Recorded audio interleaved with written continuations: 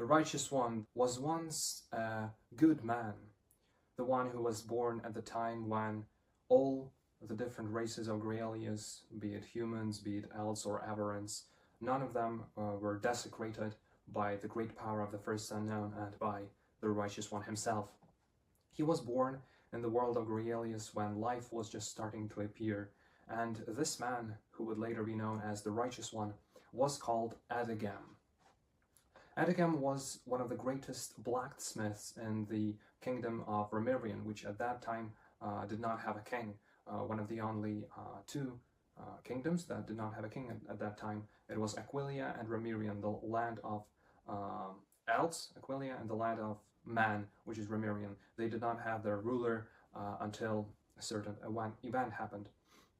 And so Adagam was one of the best in this blacksmith craftsmanship, and he was working with his anvil and with his tools, not alone, but with the help of another man called Dari.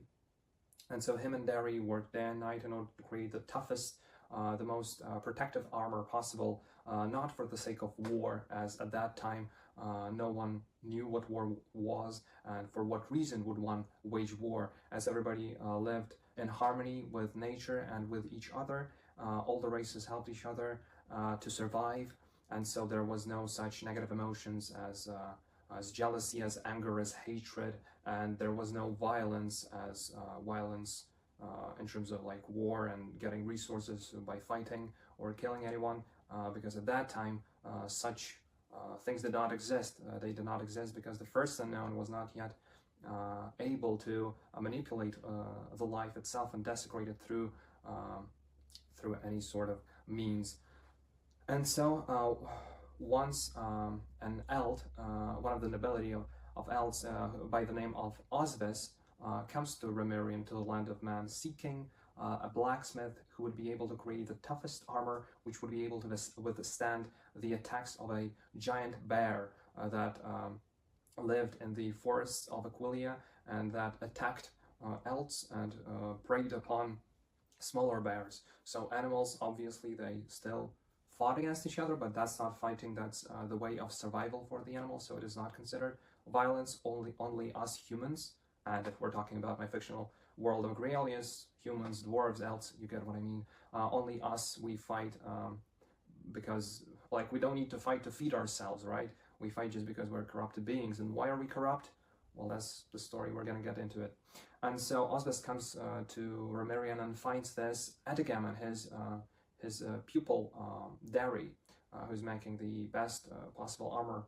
And so Osvis tells him that he wants to buy a thick armor in order to be able to fight against the bear and basically save all the lives that are being lost each day, because the bear is just running wild and killing everyone and preying on other bears. So yes, quite a lot of trouble. And Adagam, of course, he accepts the offer and says, like, what's the size you want to make, you want the armor to be made for, like, which Eld is going to be wearing it? And he says, oh, you can make it for, like, based on your own measurements, as our best warrior is the same kind of has the same kind of physique as you do. So Adagam makes the armor, and Osvis stays there in Remirion waiting for the armor to be completed. And then when it is completed, and even like a few days before that, he says that, well, if you want, you can come with me to Aquilia, and if you want, you can help. At that time, at the time when life was only like getting developed and it was appearing, everybody wanted to help each other. There was this kind of understanding that we are all here to survive. We want to live our lives better. And so, yeah, there was no kind of thinking, oh, if you pay me more, I'll do it. No, it was kind of more human-like, a good, humane approach. And so Adagam at first, he is divided because he understands he should probably remain here in his blacksmith shop, because people are coming to him every day, every week, and he has to make armor for them to help them. But then at the same time, elves are dying because of this enraged animal. And so he decides to go with Osvis, with this Eld, and takes Dari with him. And so they head to Aquilia. There they go to the forest, and they find the bear, and they fight against him. And the first time they try to do that, Edgam is not wearing the armor. Obviously, another Elt is wearing it, but he's not able to fight against him, so they run away. They think what they should do, and then Edgam decides to wear the armor himself, which is Oswald was kind of expecting him to do that, so he had this thought at the back of his mind right away. So take it the way you want to, but yeah. So the second time they're able to capture the bear, and so they tell Edgam to kill the beast, and he's not able to slay the beast, and he says that we should take it alive and bring it to the unknown regions, which are not inhabited by any beings. And the unknown regions, for you to know, is actually Dlamaratia. In the future, it's going to be known as Dlamaratia. And so, yes, everybody agrees that we should not be taking the life of this bear. So we should bring it to the unknown regions. And then there is a feast celebrating the deed, the glorious deed of Edgam and all the other ones who supported and helped him. And during this feast, Edgam he gets to know Kilnadia, who later would become the one of the adepts of the Circle of Light of the Universe Crusaders. So he meets with Kilnadia. Of course, they don't know what fate will bring for them in the future, but they talk with each other and kind of feel sympathetic to each other. And so yeah, after that, Edgam, Eld Osves, and Dari, they leave Aquileia and head to the unknown regions. But first they have to pass through Caligad, a settlement that is being constructed by a man named Caligad. And so they stay there for one night. Edgam manages to save Caligad's parents there from the fire. And so they get some provisions, and they then again continue on their way. So they get to the unknown regions, and there they free the bear and let him roam wild. And so after that, they are deciding what to do next. And so Oswes tells that why don't they start traveling around the world and helping each other solve their problems and do stuff to make them grow, to make their kingdoms establish themselves better, and just overall make everything increase in terms of their development and stuff. So Edgam and Dari agree with this, and so their friendship and their bond kind of starts to form. And so first they go to Wolgast, the kingdom of dwarves, where they help dwarves mine minerals and precious metals, and also while doing that, Edgam becomes really interested in rock carving and in these ornaments and these statues and figures and what have you that dwarves are so masterfully carving from the rocks, just simple rocks and whatnot. And so he becomes one of the best students that dwarves ever had. And when the time comes to finally leave Wolgast, the righteous one, who's not the righteous one yet, I mean Edgam, of course, he carves three statues of him and his friends Osves and Dari. And so they leave Wolgast after some time, after helping dwarves, and then they head to Vesk, the kingdom of Averance, and there they help them mine, but not the precious metals, but the crystals that only Averance possess.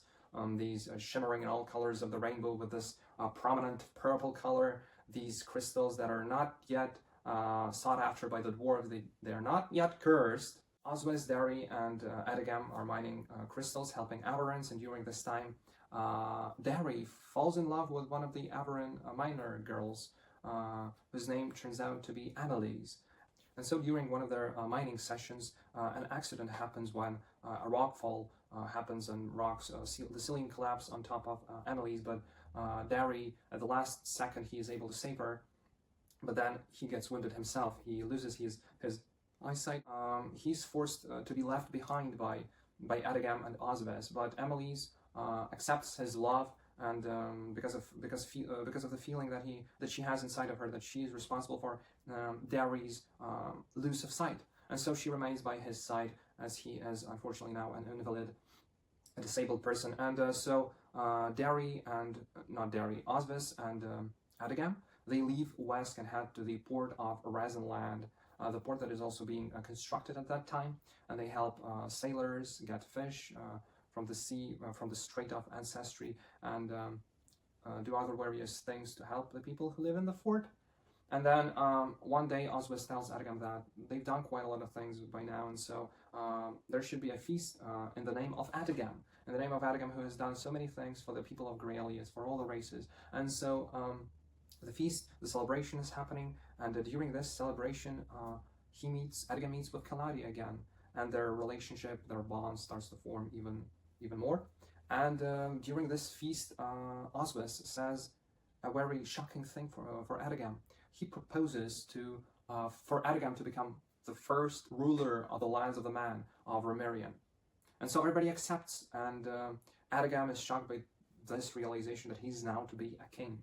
He's now to be a king and to head to Remerian, back to his homeland, not as a blacksmith, but as the first ruler of man.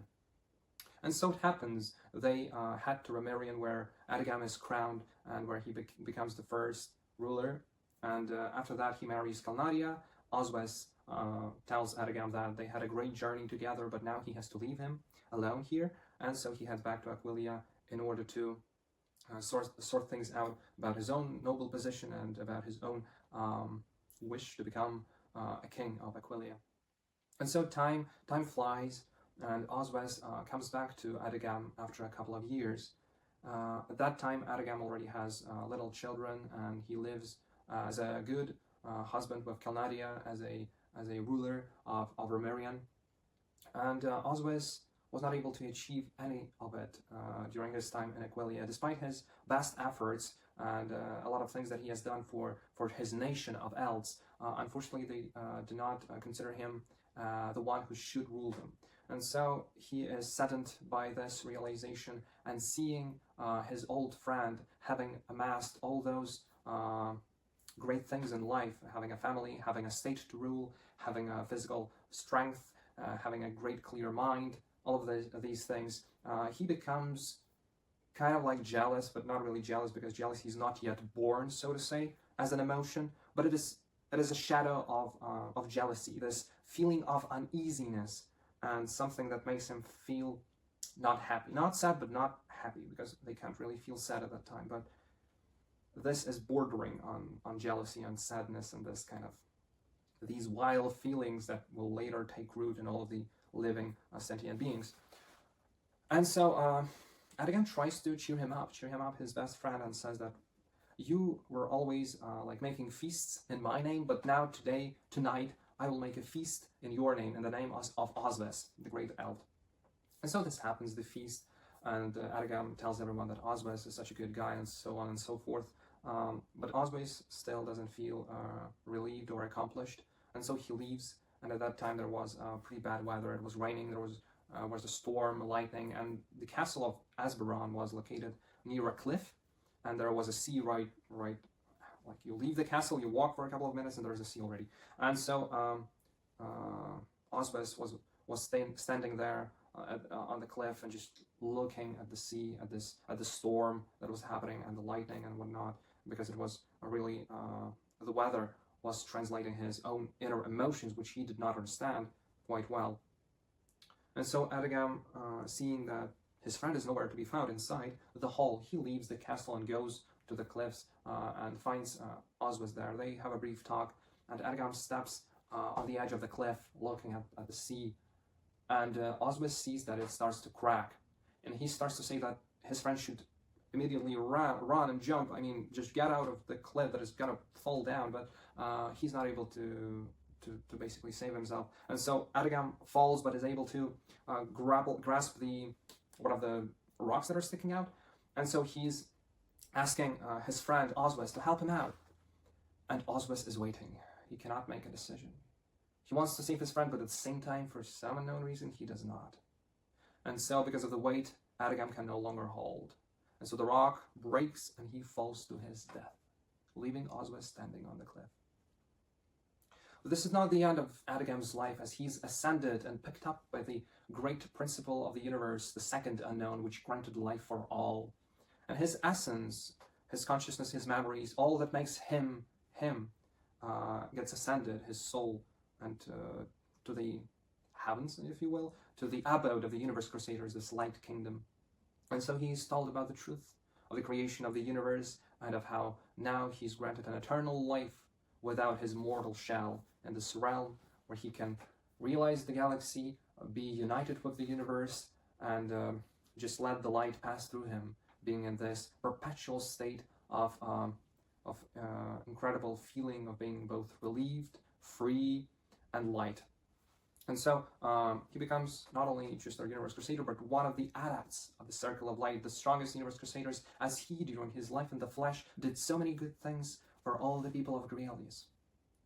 And so, for some time, he lives without even remembering how he died in his mortal flesh, and that he died not because of his own volition, or I should say, not because of his own body's malfunctioning or the age or what have you.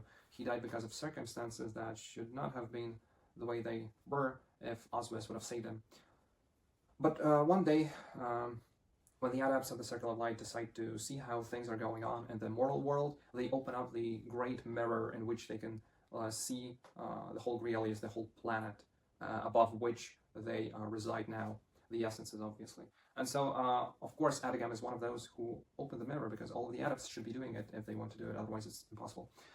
And he remembers about his friend who did not save him. And he decides to see how things are going on in his kingdom. What about Oswis? What about Dari? And so he does that, and he sees that Oswis took his place. He took his place as a king of Remirian, having married another woman, having given birth to children to those who would inherit his lineage of kings. And so he basically becomes the other first king, because Adagam, obviously, he did not live long enough to be remembered that much. And so Oswis became this king of Remirian. And Adagam starts to feel something inside of him. Something is boiling, and he can feel it so immensely. And then a realization comes. A realization that Oswis was wrong. And this realization comes after a certain voice, a certain entity visits him. An entity that is so alien to him, that is so vile and despicable. But this entity then takes root inside of him and makes him become the one who he becomes. The righteous one, the first chosen one of the first unknown, of the principle that was biding its time to finally show itself and make itself present in the world of the living and in the world of those who have died and lived again in order to protect the principle of life.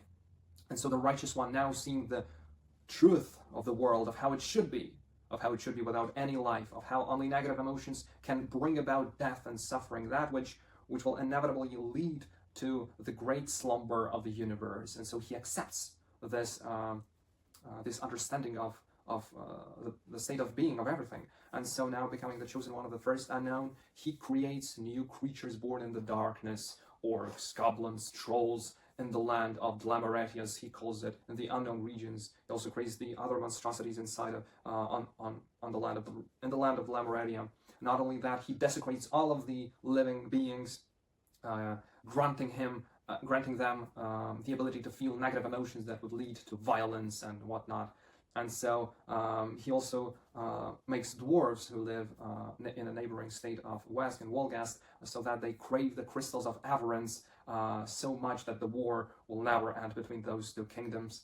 And so the adepts of the Circle of Light realize that something horrible has happened, and they have to do something, otherwise all is lost. And so they fight against the Righteous One. But he's so powerful. He's the most powerful of them all, and so he's able to withstand their attacks, and now wielding the power of the first unknown, he can wound and kill his own once brethren. Only Domirian, the maintainer who's not yet the maintainer of the line between good and evil principles and understandings in the lives of the mortal sentient beings, he's not yet that. He's one of the adepts of the Circle of Light, that's it. But he's able to defeat the Righteous One, but not kill him. The adepts of the Circle of Light are only able to take from the Righteous One the power to influence the mortal world from his own personification, from his own essence, and so that they banished his essence to the mortal world of Grealius. And so, stripped away from his real powers, but still having the power to influence the minds of the mortal creatures living in the Grealius, the Righteous One does not surrender, of course. He wants to bring about the great goal of the first unknowns, so he seeks out someone who can become this chain that would bind him to his old powers, at least a part of his old powers, and be able to translate them through this chain to influence Grealius even more, to bring about chaos in Grealius. And so he finds this man who is suffering, who is a poor man, who wants to rule the world and basically destroy everything, because he was betrayed by his family, betrayed by everyone, and he's basically starving. And so with this man, whom he calls Elucidov, and Elucidov being a prefix or more like a surname for all of the adepts of the Circle of Light, because they have like Demarian v Elucidov. Once the Righteous One was Adagam, he was Adagam v Elucidov, and so as a mockery of sorts, the Righteous One calls this man Elucidov, takes his wish of destroying and ruling the world to himself, and so makes a connection with him. Through this man, he's now able to bring about that which he wants in the Grealias, but not directly. He still has to do a lot of machinations. So his path is not straight, but is like kind of this way. So he has to create his own, the place where he will reside, the place where he will be kind of creating his own plan. And so he creates Infirmore, the land above the West, and so that is why West, they don't have any sunlight anymore, because this land forms above them. And he creates Atera, the icy land, atop Aquilia. And so the Righteous One starts to create the chests, which are to then be used in order to, of course, take Asmund into his own control, and Asmund being the one who would take the place of Demarian and became the next maintainer of the line between good and even evil principles. And during this time, during his preparations and whatnot, the Righteous One is getting visited by his old friends that turned enemies. I mean, Oswis turned an enemy, but Dari, he didn't really know much about him after the Ascension and stuff like that. So, but he is getting visited by them, by Oswis, who became Zavis, the masked enemy who got who dressed in all black and wears a mask to cover his face because of the Righteous One's machinations in the mortal world. Because when he became the Righteous One and settled in Infirmore, the Righteous One started to destroy the life of his old friend who became the one who betrayed him, a traitor. And so he made his life miserable, and so Oswis died as a crippled man. And so yeah, Oswis turned Zavis and was ascended by the First Unknown, became the Universe Defiler. Not only him, but Dari and his girlfriend, the Aberrant girl named, who became Beatrice, right? So she was Annalise, she changed her name to Beatrice, the Unconfident Love. And Dari changed his name to Carrie and became the Calm King, who wanted to eradicate both principles, both light and dark. He wanted to get rid of the second and the first unknowns, as he thought that both of them are wrong in their core. And so the Righteous One's former friends come to him in Infirmore, but obviously he has not yet forgiven the one who is now called Zavis, and he will never forgive him. And he does not accept the striving of Dari, now Carrie, of destroying both principles, as the Righteous One is the chosen one of the First Unknown. He is its main herald, the herald of her will, and so he fights against all of them, and he, of course, destroys all of his friends. He is the most powerful wielder of the power of destruction, and so no one remains alive, although the spirit of Zavis keeps hunting the Righteous One for some time, before the Righteous One is able to finally take all of the emotions from Elucidov, use them as the material, as the raw material to make his other slaves, his warriors in the land of Infirmore. And once he takes jealousy from Elucidov, he's able to personify the spirit of Zavis, who was roaming around for hundreds of years in Infirmore, as a man, as a naked man of no power, and then he strikes him down. Nerian, a human male, a youth, dies an unnatural death. And once his essence, his spirit, soul, leaves his mortal flesh, which has been doomed in the lava of a volcano, his essence gets ascended by the principle of life, by the Second Unknown, one of the two powers that govern the universe. There is the Second Unknown, which is the energy that stands for all that is life and all that is creation. And there is the First Unknown, which stands for all that is death and for suffering and all the negativity that leads to death, complete silence and darkness, that which is considered by this principle to be the righteous state of things in the whole world, which is the universe.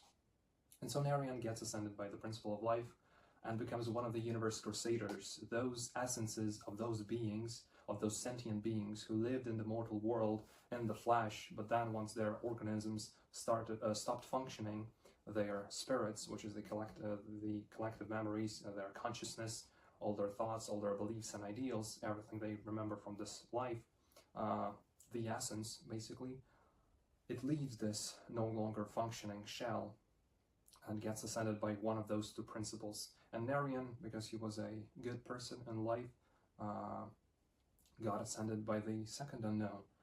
And so once his essence ascends, by the way, he ascends not alone, he's with his mother who died at the same time as he did.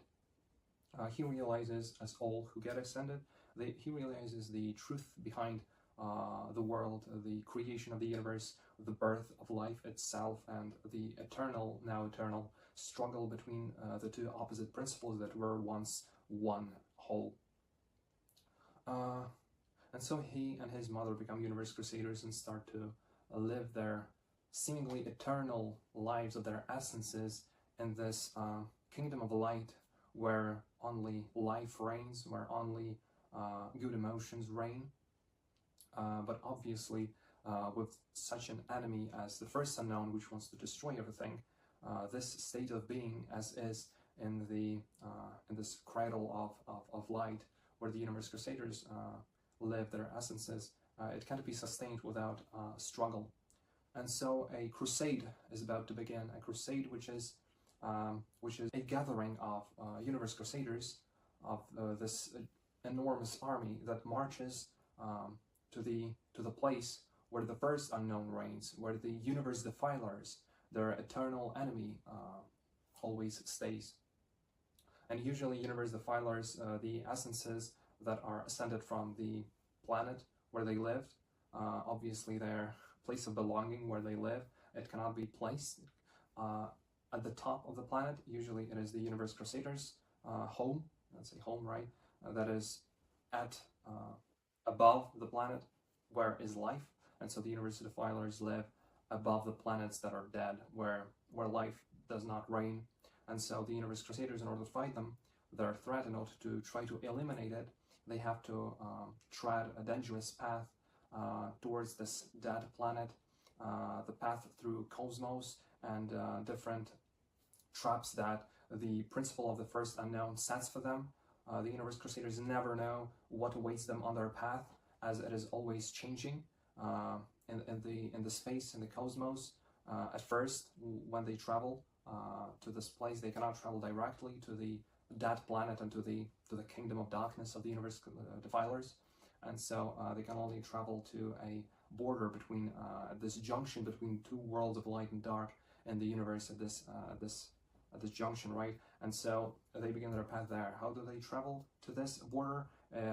Through a black hole which opens up by the maintainer of the line between good and evil principles in the minds of all sentient living beings on that particular planet. So from Coriolis, for example, it is the Mirian who opens the black hole. And so Narian is one of those who is about to go on this crusade of righteousness to defeat those, or to at least fight against those who wish to bring everything to eternal slumber. His mother, on the other hand, stays stays bathing in the light of the universe crusaders' home. And so as the second unknown, the principal, does not call for her in order to have to battle, it is only Narian and others who have to. And so he says goodbye to his mother and asks her not to be worried about him, as everything is in the hands of the principle of light. And he feels that the second unknown, he has to protect the principle of life.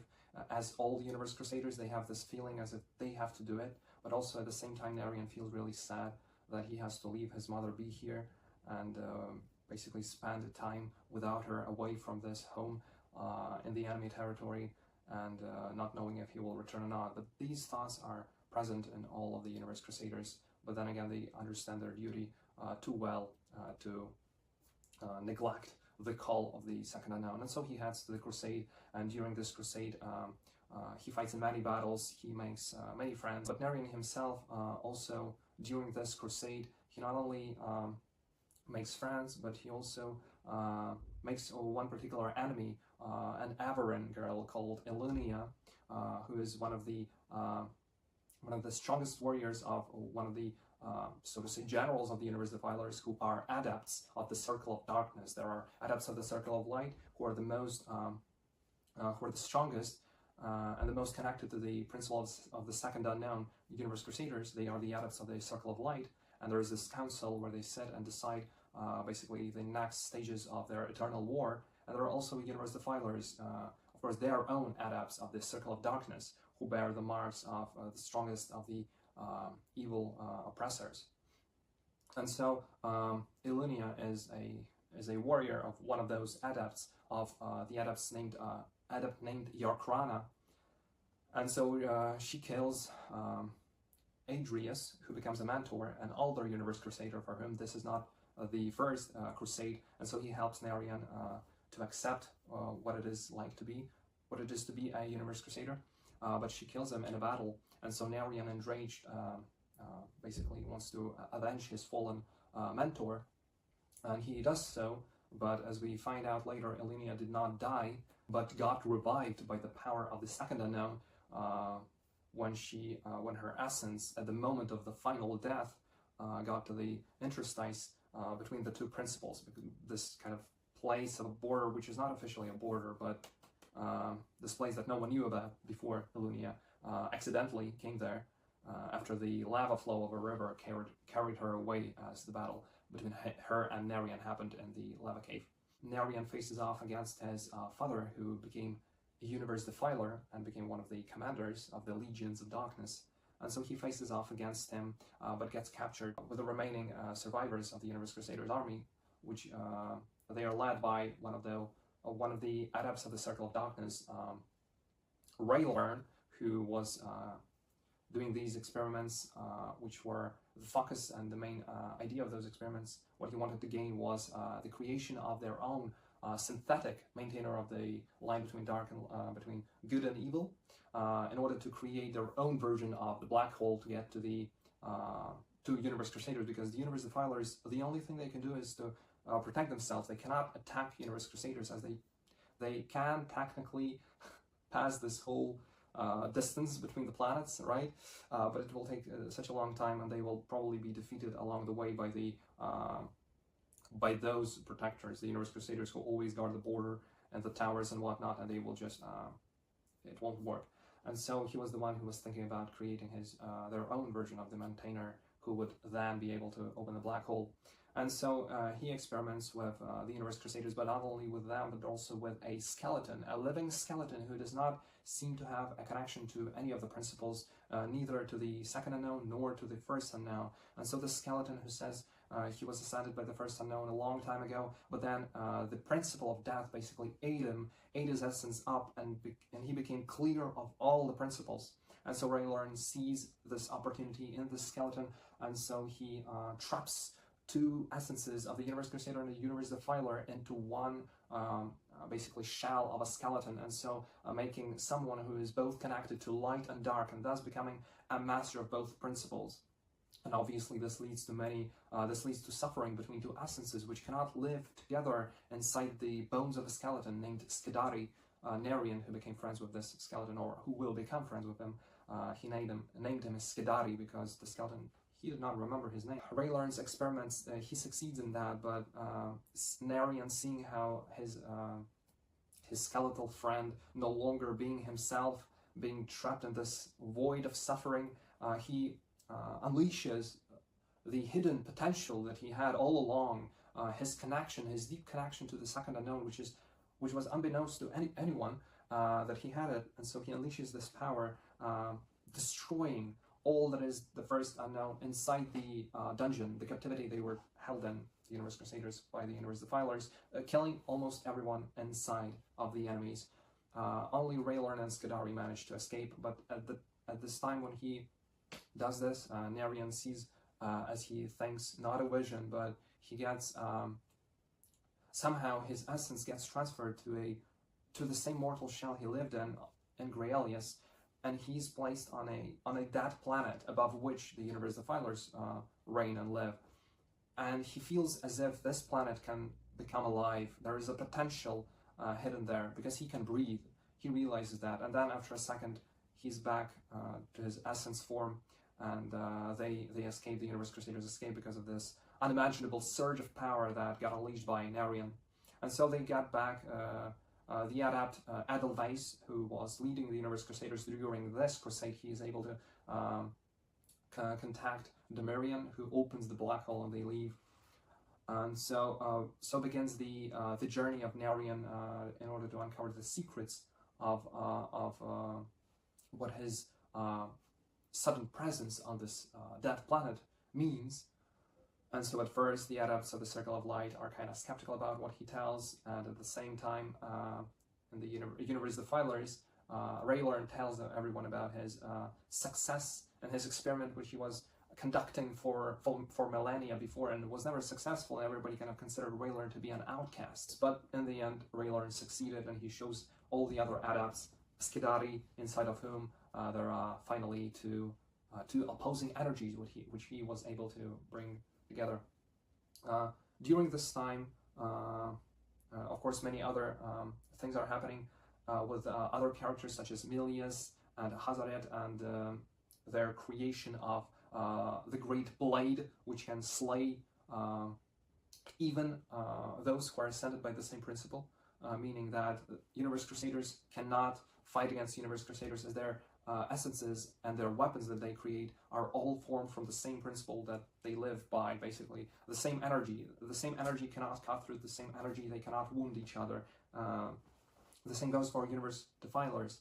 But those two characters, Milius and Hazaret, Milius being one of the adepts of the Circle of Darkness, and Hazaret being an Aberran who hates those Aberrans with yellow eyes, those inhabitants of Wesk who were always prosecuted for the different color of their eyes. Because of that, he collected all the essences that were ascended by the first unknown of those Aberrans who had different colors of eyes except for black, right? He collected them into his own personal army, and then he was torturing them so badly, especially the girls, the women, the way, so he was able to capture their essences, their powers, their suffering, and all the negative emotions they experienced from his tortures that he conducted because of taking the weapons from the Universe Crusaders. And so he tortured them, and so he created those gems, those yellow gems, and so after he created all the gems that he needed, he before that allied himself with Milius, and so they were able to merge all those suffering and all those negative emotions, merge them all together to create a blade that can slay the unslayable,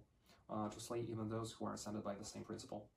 And so obviously there become the war begins. Of course, they cannot kill each other with their own means, but only with this blade. And so, but they can make their essences no longer be able to produce any weapons, anything, if they fight long enough and make like weapons all the time. This way, in time, the more that they do this, the less potent their essence becomes. And so this is the way how they can disarm their opponent, even if he was ascended by the same principle. And so this is what they are trying to do. Everyone fights against Raylearn. The adepts unite against him, and then Raylearn gets Skidari from Milius, and also takes the blade from him, because Milius slaughtered Hazaret after he got the blade. But then Raylearn takes it. The Universe Defilers, their whole kind of army, divides into two, and using Skidari, Raylearn attacks the Universe Crusaders. But during this time, Narian found Illunium. She was more of a bridge between the light and dark, but still not accepting one of those sides completely. Of course, she was a Universe Defiler, but after her essence got reborn by the power of the second unknown, he was kind of on this junction between worlds again, and this complication in her understanding of what her place in this world was led her to Narian, and so she was seeking help from him, while Narian and the other surviving Universe Crusaders from that crusade, with whom he became friends with, they, with one of the other adepts of the Circle of Light, they had to the crusade, but a small miniature crusade to find answers to the questions that were basically tormenting Narian's mind about the planet and whatnot. And so they meet with Illunia, and they're starting to become close. At this time, Narian also sees visions of these are not actually visions. They are not visions. They're the first unknown communicating to Narian in order to find out what he feels truly about this holy war that rages on for eternity? And why does the first unknown personify herself in this body of a skeleton, which is not Skidari, a different skeleton? And why Narian? Is he a chosen one or what? No, he's not, but he has this deep connection to the second unknown, feeling the hidden side of the principle, the side which is hidden for all but except for him. And that is why the first unknown is very interested in Narian, as he holds the key to reunification, as both principles kind of feel this willingness to reunify, to become one, the unknown that it was thousands and thousands of years ago. But at the same time, they, like the opposite sides of the magnet, they don't want to connect. So it is they want both, and they can't achieve nothing. And so yes, Narian and Lunia and the others then get back to the home of Universe Crusaders, to their abode. And so and the abode, Narian obviously tells everyone about Alunia and about how she wants to try to become the Universe Crusader. She wants to forgo the former understanding of life and death, and how death should reign over life. And so the Circle of Light, they accept her as their student, and they begin to teach her in the ways of the light, of the true life.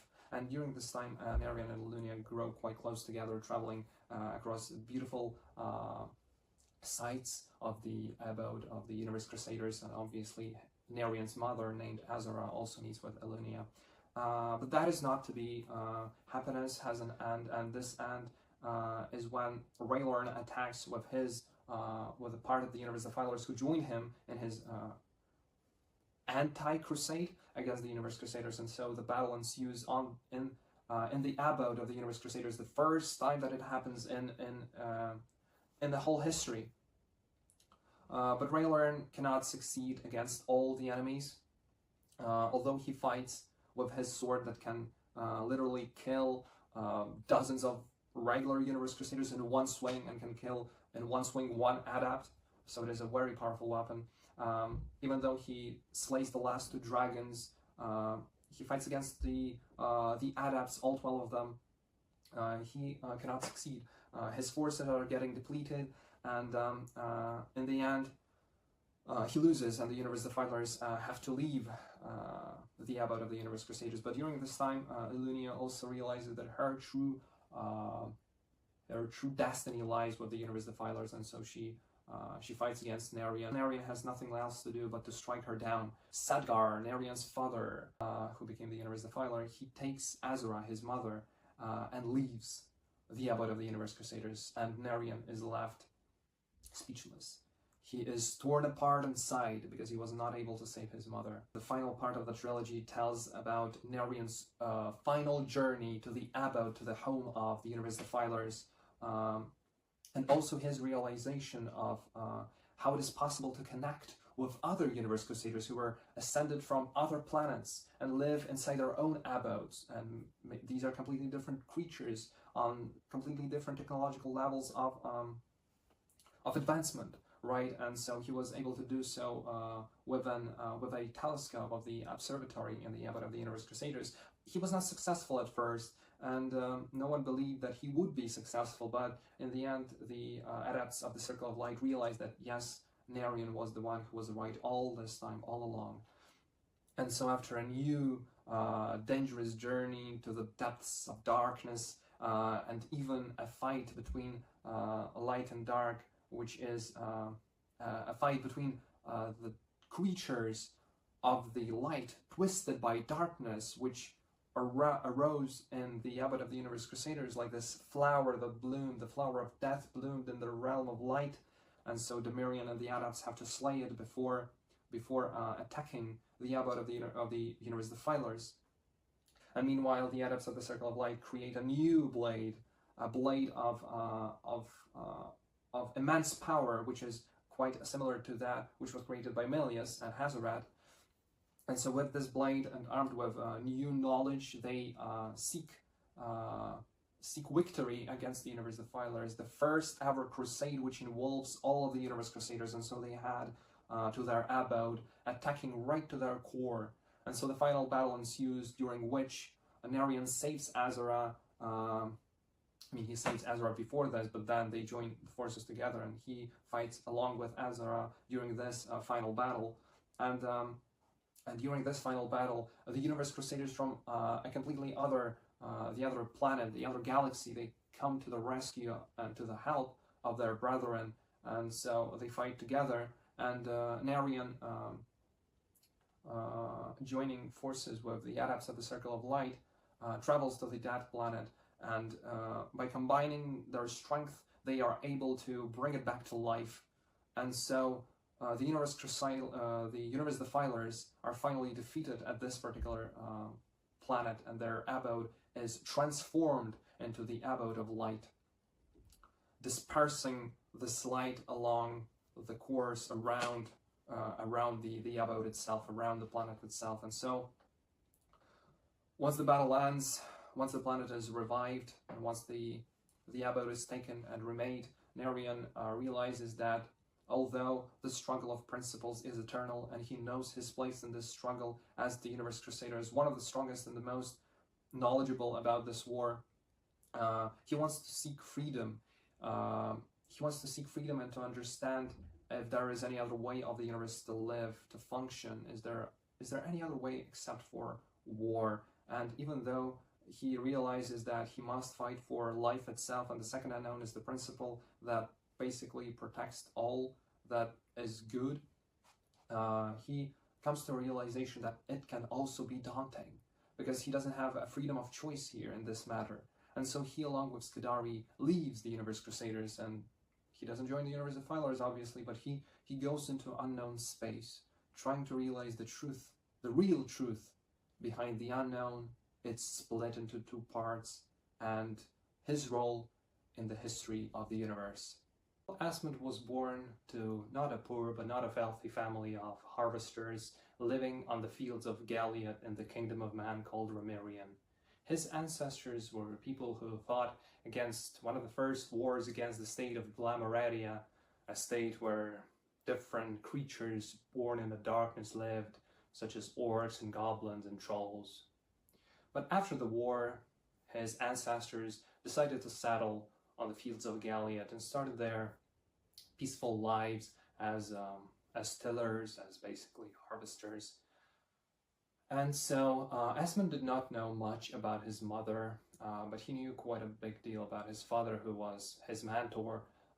But then, after his father decided to leave to join the army of Knights of Remerian in order to be able to earn some more money, he left Asmund alone, and the only one who he could call a true friend was Guilford, a merchant who was going back and forth from Galiad and other states, buying and selling goods. This is the way he was basically living his life.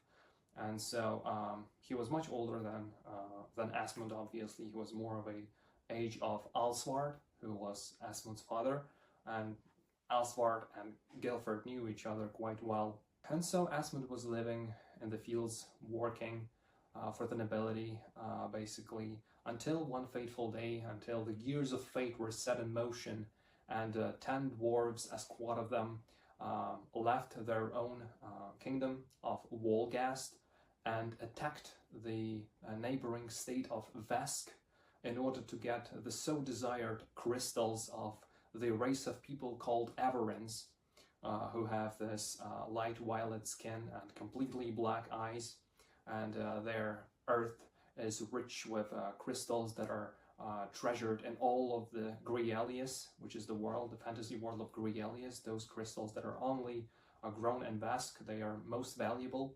But not only that, for dwarves with whom Averins don't have any trade agreements, and basically are in kind of a cold war, these dwarves, they harbor this kind of insatiable desire of possession of these crystals. This is their curse from the birth, and so they want to have those crystals, even though their own land is rich with all kinds of minerals, precious metals, and of course gemstones.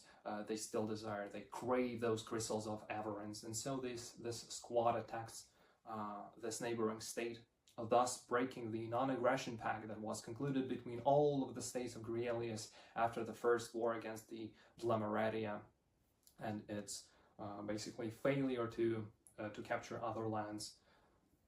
And so by this act, they destroyed this pact, and now Gleomar, the necromancer who is leading the Dlemeretian forces, who became their leader by uniting the warring sides of the great Dlemeretian states, he now sees an opportunity to get a hold of all of the 6 great chests, which there's one chest for each kingdom, and these chests were long ago found by the ancestors of all the races in one particular spot. And these chests, by legend, they contain some unimaginable power that Gleomar, who wants to dominate over the world and then bring the whole life essence of all of the inhabitants to deep eternal sleep, thus eradicating life itself. He wants to get those chests to get this unimaginable power to make his this cruel, wicked vision come true. And so the war breaks out, but first the dwarves are captured by the Averans. Of course, they're just 10. There's a small squad and big army of the Averans, obviously, in the state of Wesk. But one of them manages to escape, and his name is Dovri. The dwarf's name is Dovri, and he heads to Remirian because the leader of their squad, the old gray-bearded Hrode, tells them that, well, since they cannot get those crystals, they were unsuccessful in their attempt, he should keep the shard of a crystal with him. So he gives him this crystal, and he says, with it, you should go to Remirian, you should head there and make your old wish come true. And he always wanted to be a blacksmith. Dobry always dreamed of making the best, the thickest armor possible. And so he heads to Remirian with this shard of hope, so he may one day return to Wolgast, to the castle of Dwarvaran, and show all the people the shard to rekindle the hope and attack Averans with all the forces. And so Dovri meets with Asmund by coincidence, because Asmund saves him from the wolves in the nearby forest of Galvidal. And so they get to know each other. Obviously, a few weeks have already passed, and Asmund knows about what happened in Wesk and how dwarves attacked it, basically destroying the non-aggression pact, no longer making it viable. And so they set off.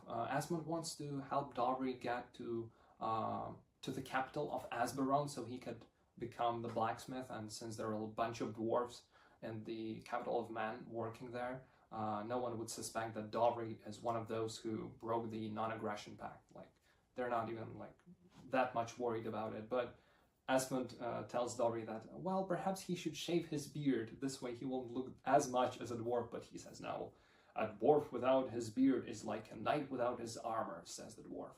And so they head to Asberon. And there they are captured by the guards, obviously, and they're put in the prison cell with all the other 9 dwarves who were teleported from Wesk to Remirian by some magical way of Siren Siemens, who is the Averan king of Wesk. And why was he able to teleport them? Like, this magic power of teleportation? Well, there's a certain secret involved with him and the Mortimer's Citadel of mages. Asmund gets to know all the other dwarves who broke the pact. He gets to know about their curse, about the crystals that they crave so much. And they make their escape from the prison of Asberon, getting help from one of the prisoners named Vladak, a dagger master.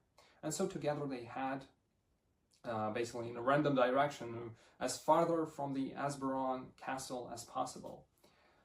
And so the adventure begins. Asmund sets off to find his father, and along the way he is troubled by those who are disgraced and basically cursed by the cauldron of the necromancer Gleomar, who are turned into skeletons, into these slaves of Gleomar who just do all his bidding and no longer have any sort of recollection of who they were during their lives in flesh. And so Asmund is quite traumatized by this. And not only does he want to find his father, but he also wants to find a way to save all those people who have gone through this cauldron of Gleomar. And so once he finds his father, he finds him in a weakened state. He is wounded, and basically he's a prisoner in the ruins of Lovariot. And there, unfortunately, his father dies when a troll attacks Asmund and the others. And so Asmund, enraged, having lost the only relative he knew, he rushes forward, fighting against the troll.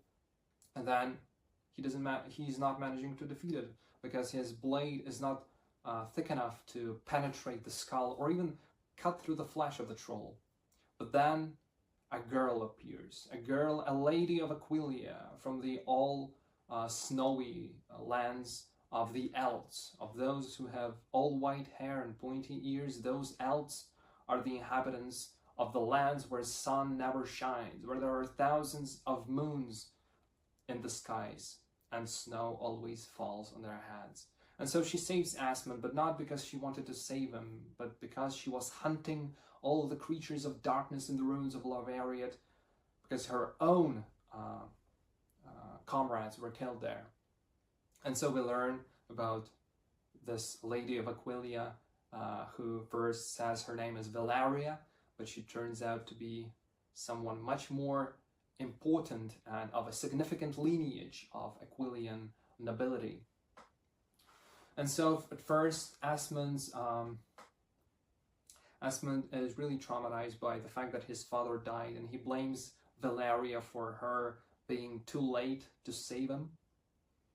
But then, as their adventure continues, he starts to get feelings for her. They start to develop, and to the point that Asmund and Valeria, who turns out to be L'Oreal, the queen of Aquileia, they fall in love with each other.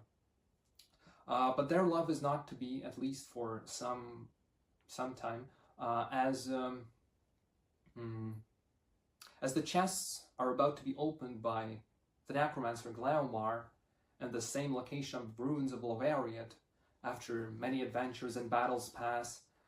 And so the united army of light, fighting against Gleomar's skeletons and orcs, they are defeated. They are ultimately defeated. Asmund is wounded and left to this mill. In this mill, he finds the last chest, the seventh chest, the chest of fate, and the set of keys. A set of keys that miraculously are actually from the chests from the legend. Those simple keys and simple wooden chests found in a mill in the fields of Galliot. No one knows why this happened the way it did, but Asmund is able to unlock the chests, and the last chest, the seventh chest of fate, which is unlocked by the key formed from the fragments found in all the other 6 chests. He opened the 7th one, and he found inside lying a rusty old crown, which he, under a hypnosis, takes into his hands, puts it on top of his head, thus becoming someone else and not Asmund anymore. He becomes the crowned prince, the one who is moving forward in order to bring salvation of the first righteous principle, of the principle that his new master, who translates his will through the crown, tells him that he wants to achieve. And so, armed with a new power, with the skeleton hands, he starts to wreak havoc across the whole Graelius. And so he takes Aquileia, the snowy lands where L'Oreal is from, and he enslaves the race of Elves and makes them do his bidding. The orcs force them to build the tower reaching the sky in order for Asmund to unlock his true potential, the true potential of the chests, and unlock his true destiny. Meanwhile, Asmund's friends, L'Oreal, Vladek, Dwarf Dovry, they set off to distant shores in order to try to find answers to the questions. After they return with a realization that they have to free Asmund from the crown, otherwise he cannot be saved, They face off against the Crown Prince in the ethereal lands of Eteira, in the skies of Aquilia. They get there by climbing the tower to the sky, this black monstrosity that is standing in the capital of Aquilia. And so they fight against Asmund, freeing him from the crown's voice by his own sword, which is also called the Crown Prince. And so Asmund is finally himself again. Realizing what horrible deeds he had done, he clenches his head and screams with a cry. In the final installment of the chess mystery trilogy called Ascension, Asmund has to face everything that he has done. All the sins that lay heavily on his heart he must accept in order to move forward and unlock his true sacred potential and his true destiny. And so, embracing his past identity as the Crown Prince, he sets off to touch the Grail in the Chapel of Alienation, the place where he fought his friends in the guise of the Crown Prince. And so he's transported to the land called Infermore, where the chest's creator awaits, the Righteous One and Elucidov. He meets with them and realizes the truth behind the creation of the chests. The Righteous One, being once a universe crusader, a protector of good and light in the universe, was twisted by the power of the First Unknown, by the power of the energy that binds the world together, but at the same time it wants to break it all apart and then eradicate all life, bringing eternal, peaceful sleep. And that is what the Righteous One is striving to do. And Asmund has to fight him. He has to defeat him if life is to prevail. And so the battle ensues in the castle, standing in the land of primordiality, where black lava flows and earth is scourged. And so Asmund seemingly defeats the Righteous One by stabbing through Elucidov, the key of Righteous One to Asmund and to basically spreading his influence in the mortal world. But it is not the end, as the Righteous One gets his second life through the essence collectors, gatherers, who are those ghostly creatures living in Eteira, for millennia collecting the souls, the essences of elves who died in their mortal flesh, and then they wanted to ascend to become whoever they should have, Universe Crusaders or Universe Defilers, but they could not have done that because the Essence Gatherers collected their souls inside them, and these elves spent their lives, their second ascended lives, in eternal agony before the Righteous One was ascended once again by those ethereal collectors, and then he got his new body. This new body was unlocked from the power of the Universe Crusaders, who banished him thousands of years ago, and now he was finally able to come back to Grelius in the flesh. And so he does that. And he heads straight to Glamoretia. He unleashes hordes of monstrosities that he created millennia ago. And so he basically starts this, his own righteous crusade against life itself. And he fights his way through cities, eradicating all citizens, destroying everything in his past, until the alliance of the last soldiers of mankind, elves, dwarves, aberrants, even the mages of the Mortimer's Citadel, everyone allies together in order to fight this evil that is blindsided even the orcs, who never wanted to kill for the sake of killing. They just wanted to rob and get money and power, but they didn't want to just end up destroying the whole life itself, as without life there is no even negative emotions present. There's nothing bad to do, so to say. But they were blinded by the Righteous One. He made their understanding of the great will of the First Unknown much stronger, and so they became those kind of non-thinking entities that just fought their way through just to kill everything in their past. And so the final battle ensues, in which Asmund finally defeats the Righteous One, putting an end to this conflict. Asmund unfortunately dies in this final confrontation as the essence of the Righteous One explodes. But this is not the end of Asmund's life, as he awakes in the skies, in this white, bright space, and a silhouette of a knight in a black cape appears before him and tells him the truth about the creation of the universe and about the creation of the great two principles that govern the world as it is today. He tells him about the Righteous One and about Elucidov and about all the things that Asmund has questioned all his mortal life, and about his destiny. It is finally clear to him as light of day. Asmund is to become the maintainer of the line between the principles of good and evil in the minds of all the inhabitants of Grielius. And so he takes the place of Demarion, the former maintainer of the line. And so he now, possessing and having those two completely different energies coursing through his body, he accepts both dark and light, both evil and good, and becomes the one who is to maintain them for many thousands of years to come.